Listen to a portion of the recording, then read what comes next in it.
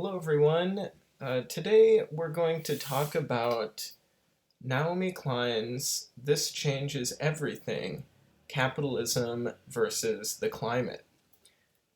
This is a very important text dealing with the issue of climate change, looking at it through the lens of mainly contemporary politics and the effects of politics and money on climate science. When this book came out in 2014, it attracted a lot of attention, and Naomi Klein herself continues to be very active in the fighting against climate change and standing with all kinds of environmental activists who are trying to put pressure on the fossil fuel industry to shut down and put pressure on governments to regulate these polluting industries. So the book, it's already a handful of years old, but it's still a very important text.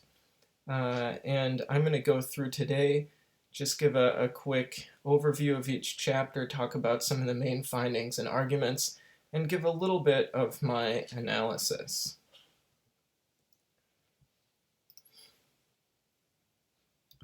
Okay, Naomi Klein, This Changes Everything, published in 2014. So I want to start with just looking at some of the pros and the cons. First, pro, it's very readable prose. Naomi Klein is a great writer. She's a journalist by trade, and this really comes through reading the text. It's very easy and fun to read. One of her strengths is her documentary coverage of how capitalism and climate change impact individuals. So when she does these personal interest stories, she gets into the field and talks with people. This is the strongest point of the book, I think.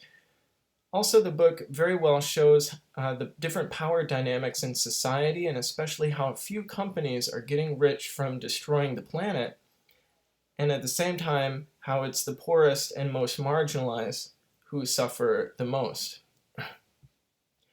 At the same time, some of the cons of the book, it's not an academic text per se, so it lacks some of the structure that an academic argument might have, having a very clearly stated thesis statement, kind of argument, going through that in each chapter, laying out the evidence, maybe chronologically, if it's a history book, especially chronologically. Naomi Klein's book doesn't do that.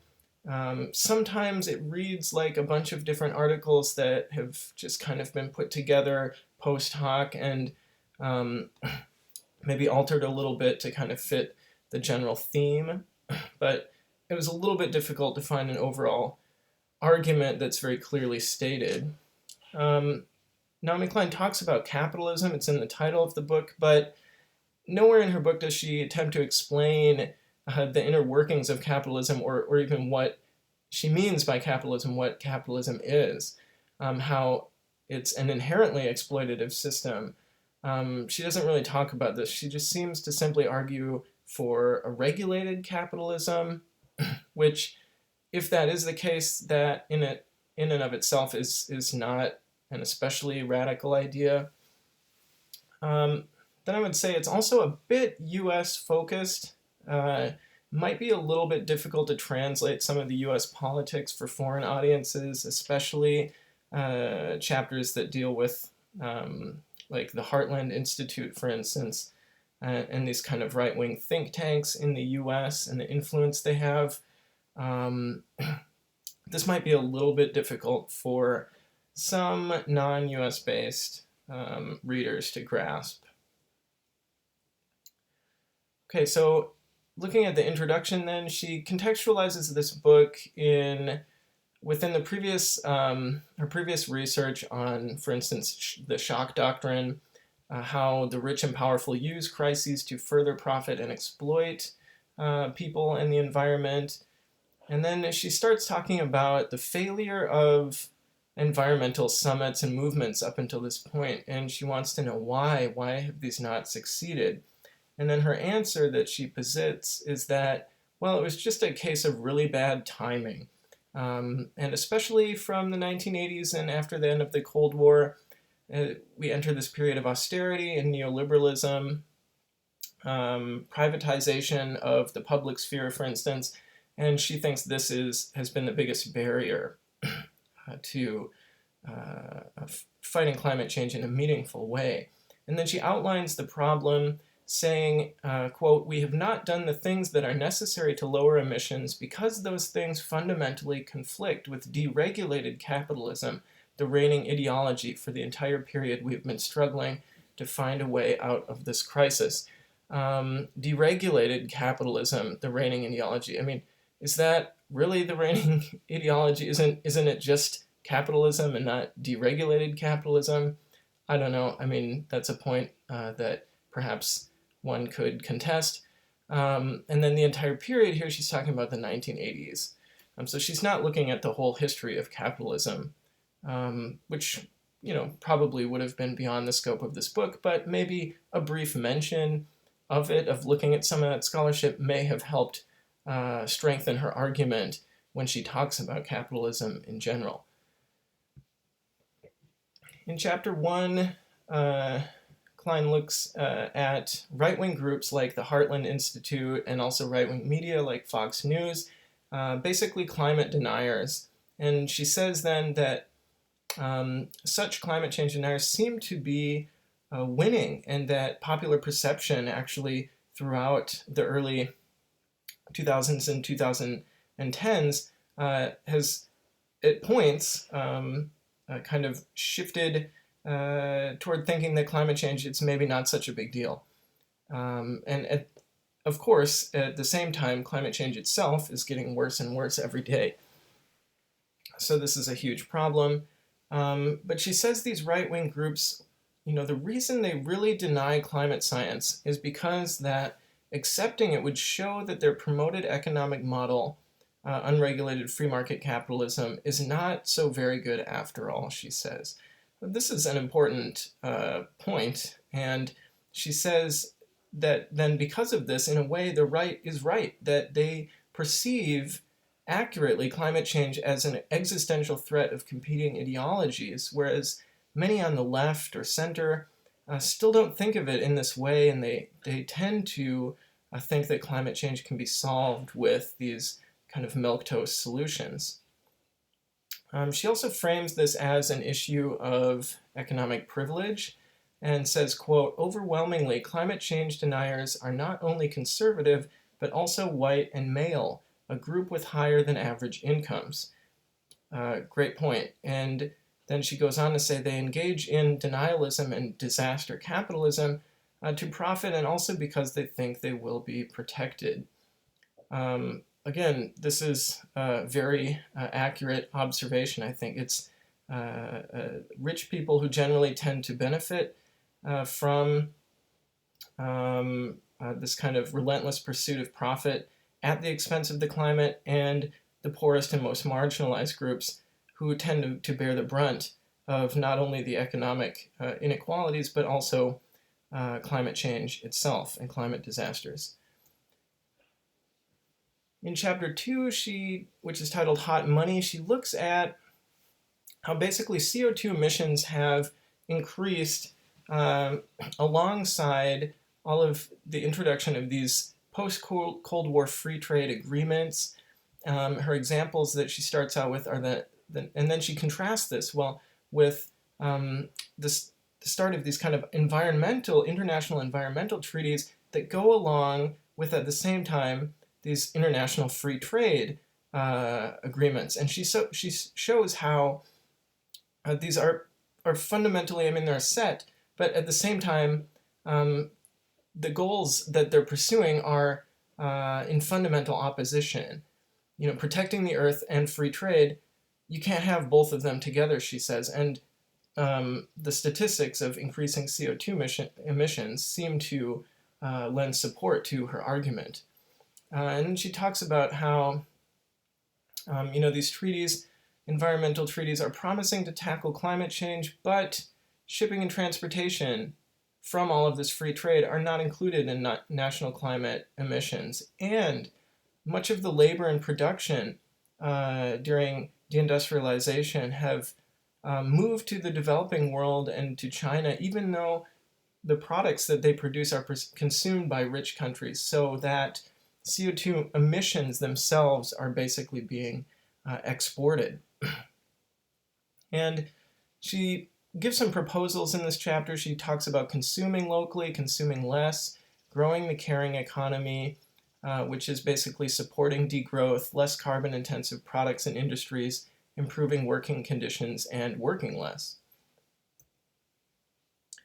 In Chapter 3, Public and Paid For, Klein argues to renationalize key industries, transport sectors, and she talks about how the private market and private companies are essentially only interested in personal profit, and that in the process they're willing to destroy the earth and to extract much more or produce much more CO2, regardless of the consequences. Whereas if some of these key industries and transport and transit sectors were under public control and more democratic control, they would have the welfare of all in mind and as a goal, and thus would be more eco-friendly.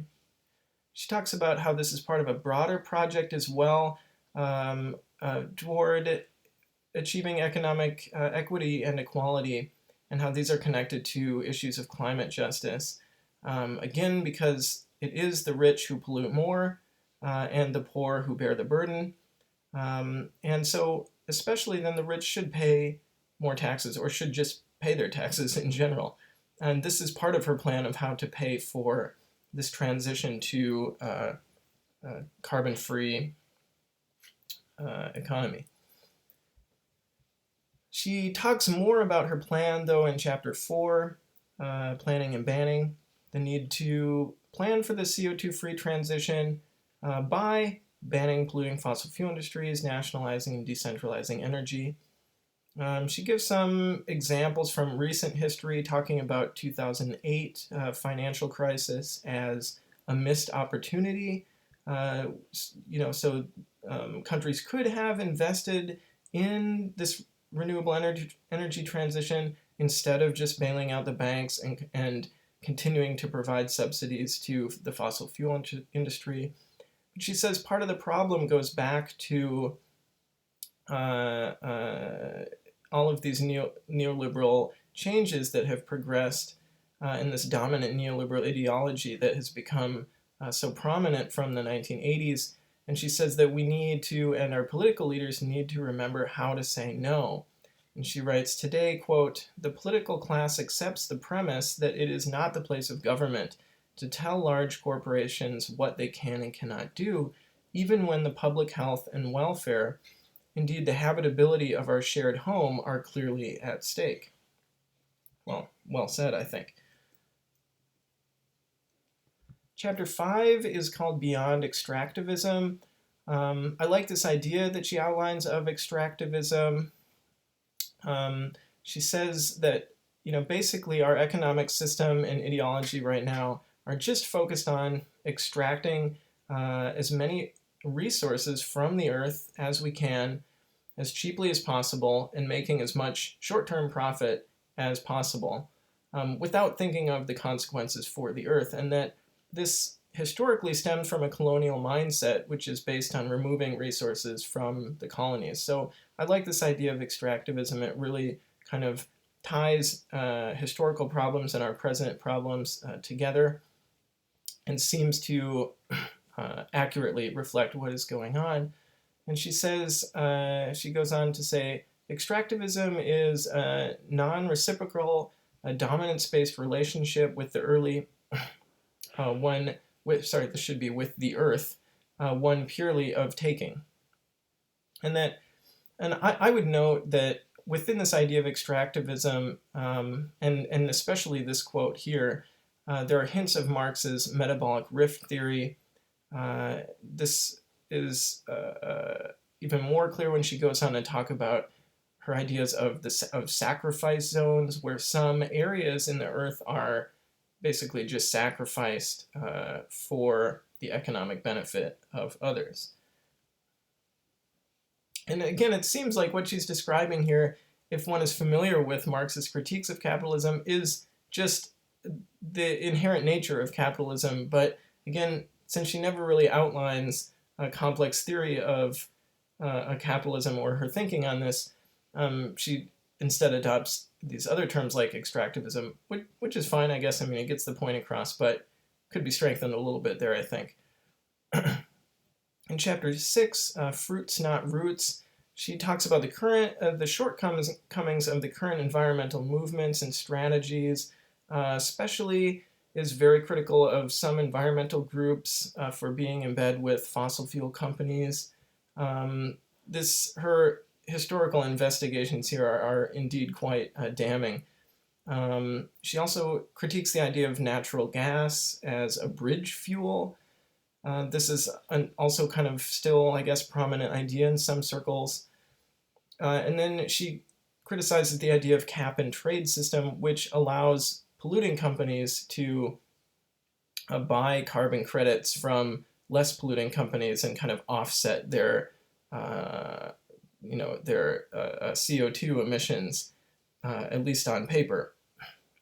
But rather than these things, she says we need to go back to the earlier environmental successes of the 1960s and 70s movements, where legal action produced laws banning polluting industries.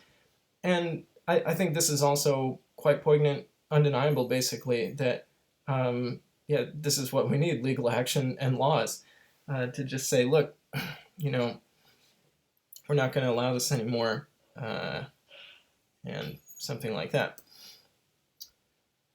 Chapter 7, titled No Messiahs. The subtitle here is pretty much revealing of the entire point of the chapter. The green billionaires won't save us. So she talks about this group of green billionaires like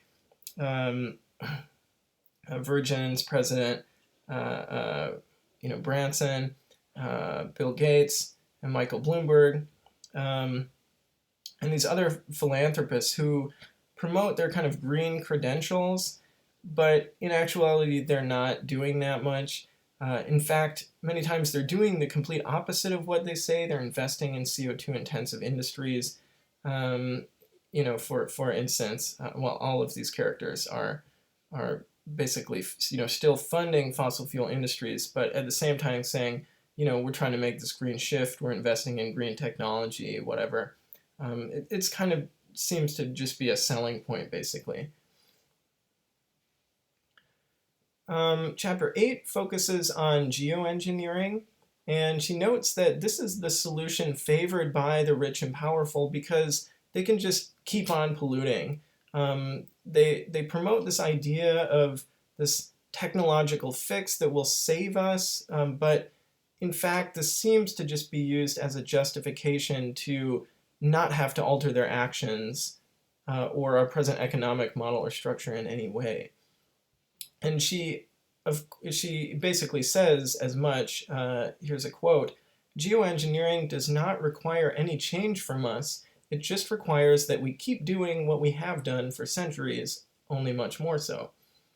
And there's a lot of other problems with geoengineering. She notes that in many ways it worsens problems of inequality and in many cases could be quite racist in that it brings huge risks to the global south, which its proponents generally are quite aware of, that it could alter rain cycles in the Sahara, the Sahel, or alter the monsoon patterns throughout much of Asia, making some areas much drier, some areas much wetter.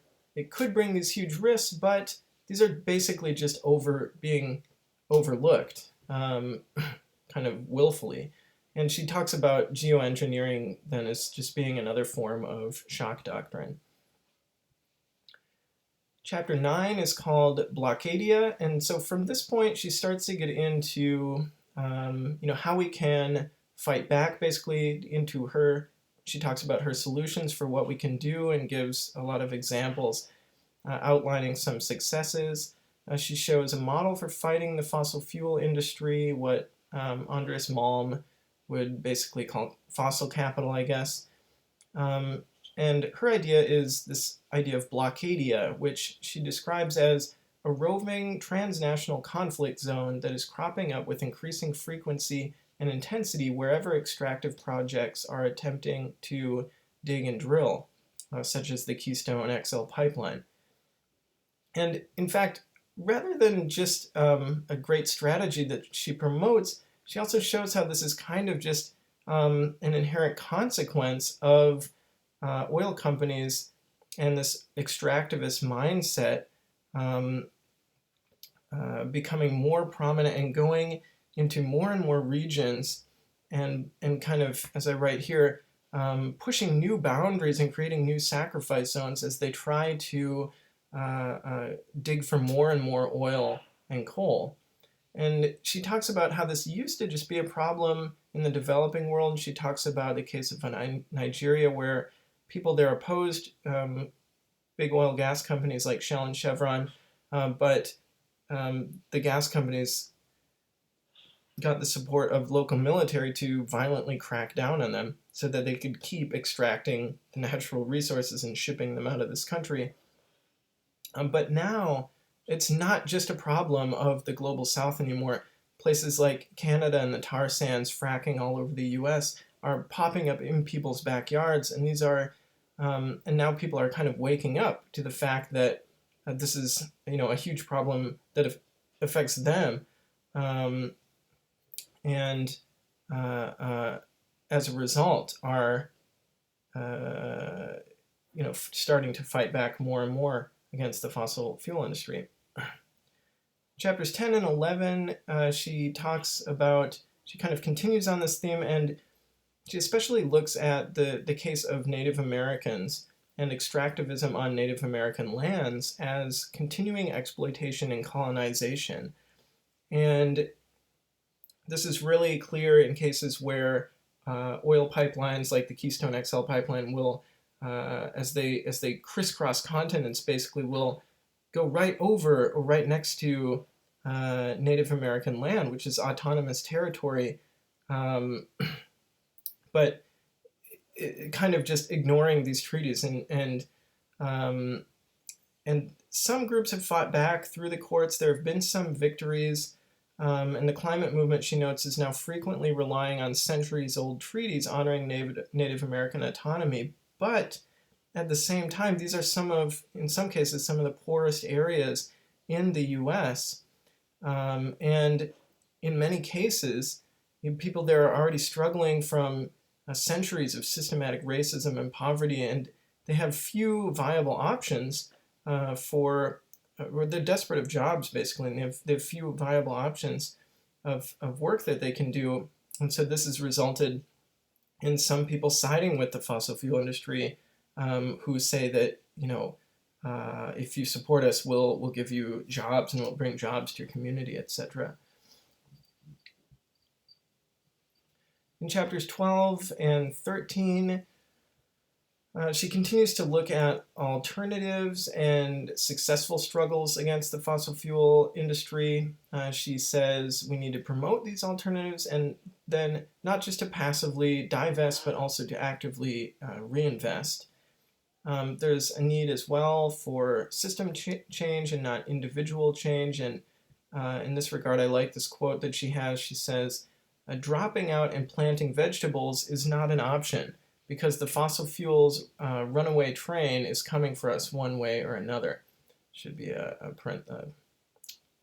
parenthesis here. But and then she goes on to talk more about rectifying past damages caused by extractivism, capitalism, and colonialism, and by promoting a sustainable future development instead of just continuing these processes of taking resources and then sacrificing some of the poorest areas to climate change. And in conclusion, I'll just give a quote. I mean, she sums up her arguments, of course, but I like this quote because it basically outlines, I think, her view for much of the book. And she says, any attempt to rise to the climate challenge will be fruitless unless it is understood as part of a much broader battle of worldviews. a process of rebuilding and reinventing the very idea of the collective, the communal, the commons, the civil, and the civic after so many decades of attack and neglect. This seems like a good quote. I mean, of course, this seems quite reasonable as something that obviously we should do: end fossil fuel subsidies, reinvest in public infrastructure, and start, taking meaningful action. Okay, and just a little bit more summary and analysis. Again, some of her arguments being this idea of capitalism and extractivism, extracting fossil fuels based on past and contemporary injustices and colonialism. Here, the idea of sacrifice zones. And then she would say or it seems that what she's saying then, even though I don't know if she clearly or expressly says this, but the feeling I get is that she thinks we need to go back to pre-1980s period of more regulation, regain the commons and public or civic sphere by regulating fossil fuel industries and should be investing in sustainable renewables and a sustainable future. And she's positive that we can do this by building mass movements and launching legal challenges. In my own view, I found this book to be quite inspiring. I think Naomi Klein is a great writer, very inspiring. And what it lacks in complex historical analysis of exploitation under capitalism, it makes up for in probing investigation of the individuals most impacted by the effects of this exploitation, and focus on praxis, which would be, in this case, forming a mass social movement. Okay, and that is the end of my review. I hope this has been helpful. I do highly recommend this book. Again, it's a few years old, but I don't think that makes it dated in any way. The arguments and all of the evidence it's presenting are still quite relative and important for us today. But anyway, I tried to just go through and summarize some of the key arguments and findings so that if you don't have time to read this book, maybe this could give you some idea of what it's about. And yeah, look forward to more writings by Naomi Klein, by this author. And she's a very prolific writer and writing and publishing all the time. So look forward to reading more from her. Okay, thank you very much for listening.